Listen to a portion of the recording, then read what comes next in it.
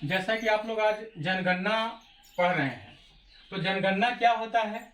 पूरे देश की जनता की गणना करना, अर्थात पूरे देश में कितने लोग रहते हैं, चाहे वह किसी भी उम्र के हों, किसी भी प्रदेश के हों, किसी भी क्षेत्र के हों, तो उसमें जनगणना की कराई जाती है। यह भारत सरकार के द्वारा कराई जाती है। आपको बता दें कि सबसे पहले जनगणना जो है, जैसा कि देख रहे हैं, 1872 ईस्वी में करवाया गया था, जब हमारे यहाँ अंग्रेजों का शासन था। और उस समय वायसराय लॉर्ड मेयो थे यहाँ के अधिकारी, उनके ही अंडर में जनगणना करवाई गई थी। और यह प्रत्येक 10 वर्ष पे कराई जाती है। कितने वर्षों पे कराई जाती है? प्रत्येक 10 वर्षों पे। 2011 तक, जो पिछली बार हो चुका है, माने हम अब तक भी बोल सकते हैं, अब तक हमारे हिंदुस्तान में कुल 15 बार जनगणना कराई जा चुकी है। और अब अगला जनगणना जो है, जैसा कि आप देख रहे हैं कि 15 बार कराई गई है। कब कराई गई है? 2011 में। तो 2011 के बाद फिर प्रत्येक 10 वर्ष, अर्थात 2021 में होना था। लेकिन जैसा कि आप जान रहे हैं, कोरोना आ चुका था, तो कोरोना के चलते सारी चीजें लेट हो गई, तो जनगणना करना संभव नहीं हो पाया। अब 2022 के आखिरी तक जनगणना कराने का सोचा गया है भारत सरकार के द्वारा। हो सकता है 23 में भी हो, लेकिन 22 के आखिरी तक उम्मीद है। अब जनगणना संगठन जो होता है, किसके अंतर्गत कार्य करता है? तो भारत के गृह मंत्रालय के अधीन कार्य करता है। उसके प्रमुख गृह मंत्री होते हैं, और बाकी उसके लिए अलग अलग आयुक्त रखे जाते हैं उस कार्य को करने के लिए। भारत के वर्तमान जनगणना आयुक्त कौन है? तो ये आपको जीके जीएस में अक्सर पूछा जाने वाला सवाल है, वर्तमान वाला पूछ देगा। विवेक जोशी जी हैं अभी वर्तमान में। और अक्सर ये भी पूछा जाता है कि पहली बार कब हुई थी? तो 1972 में। किनके अंडर कराया गया था? तो वायसराय लॉर्ड मेयो के द्वारा। कितने वर्ष पे होती है? 10 वर्षों पे। और अब तक कितनी बार हुई है? तो अगर अभी के समय के हिसाब से पूछा जाए तो कुल मिलाकर के 15 बार कराई जा चुकी है। लेकिन यही अगर 2 साल के बाद सवाल पूछा जाता है, 3 साल के बाद पूछा जाता है क्वेश्चन आपके एग्जामिनेशन में, तो आप एक बार और जोड़ लेंगे। 15 बार के बाद जो 2022 या 23 में होगा, उसमें एक बार और जुड़ जाएगा। तो ये कुल मिला के 16 बार हो जाएगा। फिलहाल 2011 तक का है जनगणना 15 बार।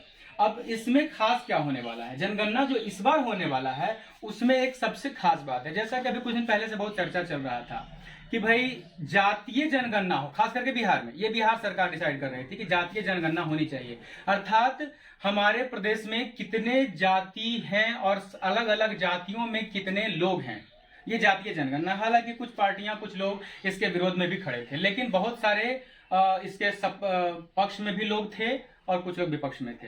खैर, तो ये कोई बड़ी बात नहीं है, ये तो सरकार के हाथ में, इसमें हम कुछ नहीं कर सकते हैं, हमारे लिए कुछ करने को है भी नहीं। जो सरकार को उचित लगे करेगा। लेकिन जो 2022 के आखिरी में या 23 में जो होने वाली जनगणना है, ये सबसे महत्वपूर्ण हमारे लिए है, आपके लिए, हम सबके लिए है। क्योंकि इस जनगणना में अभी तक की जानकारी के हिसाब से संस्कृत, उर्दू, फारसी, हिंदी इत्यादि कौन सी भाषा आप जानते हैं? आपकी मातृभाषा क्या है? तो आपकी मातृभाषा, अगर आप बिहार, उत्तर प्रदेश, दिल्ली के हैं, तो आपकी मातृभाषा हिंदी हो जाएगी। या कुछ लोग अपनी मातृभाषा, जो महाराष्ट्र के होंगे, मराठी कहेंगे, जो गुजरात के होंगे गुजराती कहेंगे। तो अलग अलग प्रदेश की मातृभाषा अलग अलग है। लेकिन आपसे सवाल क्या किया जाएगा कि आपकी मातृभाषा के अलावा आप और कौन सी भाषा जानते हैं? ये सवाल सबसे महत्वपूर्ण है। और इसी सवाल का जवाब आपको बहुत ही सोच समझ के देना है, क्योंकि आप इसके अलावा, जो मातृभाषा के अलावा, हिंदी के अलावा आप क्या जानते हैं? तो आप बोल देंगे, आप इधर है गया, पटना, जहानाबाद इत्यादि बिहार क्षेत्र के हैं, तो आप कह देंगे मगही जानते हैं। कोई आरा के आसपास के एरिया के होंगे तो बोल देंगे भोजपुरी हम जानते हैं। कुछ लोग मान लीजिए तमिलनाडु के हैं, तो उनकी मातृभाषा तमिल हो जाएगी, और तमिलनाडु के लोग तमिल के अलावा इंग्लिश जानते हैं। महाराष्ट्र के लोग मराठी के अलावा हो सकता है वो इंग्लिश बोलें। कहने का तात्पर्य है, अलग अलग भाषाएं बोली जाएंगी, लेकिन हम सबको एक सबसे खास बात सोचना है कि संस्कृत को जरूर शामिल करना है। हमारी मातृभाषा हिंदी है, बिल्कुल सही है, पर हम ये जानना चाहें कि सारी भाषाओं की जननी क्या है? संस्कृत सारे भाषाओं की जननी है, और अगर हम संस्कृत को शामिल नहीं करते हैं तो धीरे धीरे कहीं ना कहीं संस्कृत विलुप्त हो जाएगी। और एक बात ध्यान रखें, व्यक्ति की पहचान उसकी संस्कृति, उसके भाषा, उसके पहनावा, उसके बोली, उसके रहन सहन, उसके विचार इत्यादि से पहचानी जाती है। और आप और हम सब हिंदुस्तानी हैं, और हिंदुस्तान की अपनी एक पहचान है, और उस पहचान के लिए हम सबको प्रयास करना चाहिए। संस्कृत सारे भाषाओं की जननी है, जिससे हम उसे बचाने का प्रयास करें। अगर ना बचाएं तो धीरे धीरे विलुप्त भाषा के रूप में उसको गिनती कर दी जाएगी। अब आप में से बहुत सारे लोग ये कहेंगे कि सर संस्कृत तो हम बोलते नहीं हैं, फिर हम कैसे उसको डाल दें कि हाँ संस्कृत हम बोलते हैं या फिर हमारे बोली जाने वाली भाषा है। आप संस्कृत को अपने जनरल लाइफ में बोलने के लिए प्रयोग करते हो अथवा नहीं, पर संस्कृत का प्रयोग तो आप करते ही हैं। जैसे आप सुबह स्नान करने पर प्रार्थना करते हैं, तो आप भगवान के सामने किस भाषा में प्रार्थना करते हैं? इंग्लिश में करते हैं क्या? नहीं। उर्दू में? नहीं। आप मैक्सिमम जो है संस्कृत में करते हैं, कुछ न कुछ श्लोक का प्रयोग करते हैं, कुछ मंत्रोच्चारण करते हैं, एक दो ही करते हैं ना। आप इसके बाद आप पूजा पाठ करते हैं, घर में शुभ कार्य करते हैं, या फिर कभी दुर्भाग्यवश अशुभ कार्य ही होना होता है। जैसे अब किसी का घर में डेथ हो गया हो तो, या आपके यहाँ शुभ कार्य हो रहा हो, शादी विवाह हो रहा हो, कोई भी विशेष कार्य संपन्न होने के लिए आपके घर में जो पूजा पाठ का आयोजन कराया जाता है वो किस भाषा में होती है? संस्कृत में होती है। इसलिए हम सब संस्कृत जानते हैं और संस्कृत बोलते हैं, और मैं आपको बताता हूं कि संस्कृत हम सब की भाषा है और हम सब प्रयोग करते भी हैं। जैसे संस्कृत में हम लोग नहीं बोलते हैं क्या? पुस्तक बोलते हैं, विद्यालय बोलते हैं, गृह बोलते हैं। आप कार्ड छपवाते लिखते हैं ना गृह प्रवेश, तो यह गृह प्रवेश क्या है? संस्कृत की भाषा है। हम अपने माता पिता को सम्मान करें, तो ये माता पिता कौन से शब्द हैं? संस्कृत के ही तो शब्द हैं।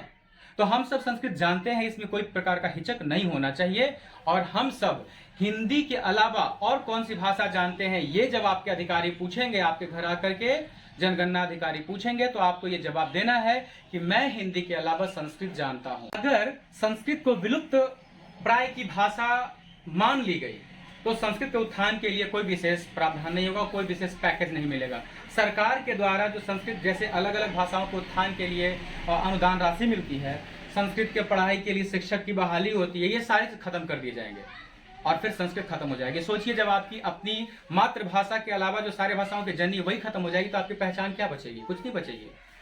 संस्कृत के विलुप्त होने से सभी भाषाओं की वही स्थिति हो जाएगी जैसे एक माँ के मरने के बाद बच्चों की स्थिति हो जाती है, अर्थात बच्चे अनाथ हो जाते हैं। संस्कृत सारे भाषाओं की जननी है। जननी अर्थात जन्म देने वाली, अर्थात माता। अगर माता ही चली जाए, माता ही खत्म हो जाए, समाप्त हो जाएगी, तो सारे भाषाओं का देख रेख करने वाला, उनका लालन पालन करने वाला कोई नहीं रहेगा और सारे बच्चे अनाथ हो जाएंगे। उसी प्रकार से सारी भाषाएं भी अनाथ जैसी महसूस करने लगेंगी। इसलिए हम सबको संस्कृत बचाने का प्रयास करना चाहिए और संस्कृत सारे भाषाओं को समाहित किए हुए है। इसलिए संस्कृत को खूब बढ़ाइए, अपने नित्य कर्म में प्रयोग कीजिए। जैसे हिंदी में ही हम लोग बोल रहे हैं तो संस्कृत के शब्द बोलते हैं। हिंदी में तत्सम तद्भव देशज विदेशज आप जानते हैं, तो तत्सम क्या है? संस्कृत के मूल शब्द जिनका हिंदी में प्रयोग करते हैं। तो आप सबको अधिक से अधिक प्रयोग करना चाहिए। आप हिंदी में क्या बोलते हैं? मेरी मातृभाषा हिंदी है। मातृभाषा, ये मातृभाषा कौन सा शब्द हुआ? ये संस्कृत का शब्द है। तो संस्कृत के शब्द वैसे भी हम बोलते हैं, बस पहचानते नहीं है, पर अधिक बोलने का प्रयास करना है। जनगणना में जरूर लिखवाना है ताकि इसके अनुदान के लिए अधिक से अधिक सरकार दे सके। और इसके साथ ही आपको इतना कहेंगे कि इस वीडियो को अधिक से अधिक लोगों तक पहुंचाइए, क्योंकि ज्ञान बांटने से बढ़ता है। जागरूकता फैलाइए, हर किसी तक पहुंचाइए, ताकि हर भारतीय यह समझे कि संस्कृत को आगे बढ़ाना है। जय हिंद।